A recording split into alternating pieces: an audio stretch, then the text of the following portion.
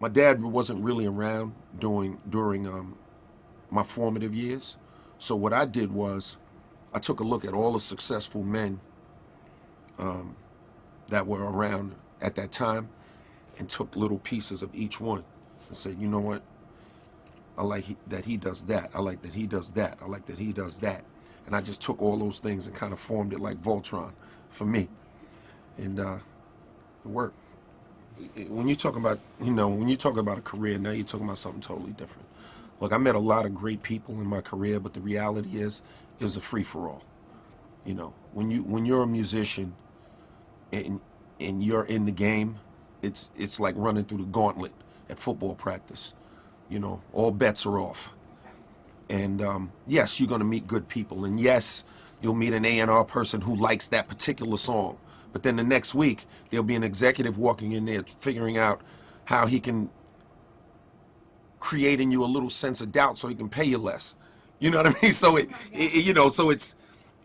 game is, when you talk about music business, that's not where you want to find mentors, in terms of your career. Now, don't get me wrong.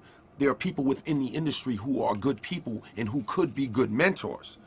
But I'm saying I wouldn't advise a young person to seek out a job where they expect to be mentored. Quincy Jones, I basically, for 2 years, practically lived with him. And, at that time, his daughter and I were dating. And he taught me a lot, We used to sit in the kitchen and for hours and just talk about all kinds of stuff. And, my takeaway from Quincy Jones was just how to have class, He's just a real classy person, Taught me about business, he taught me about other things, but he really taught me about relationships and having class and not being like, the kind of person that no one ever wants to invite back to the dinner party. You know what I'm saying?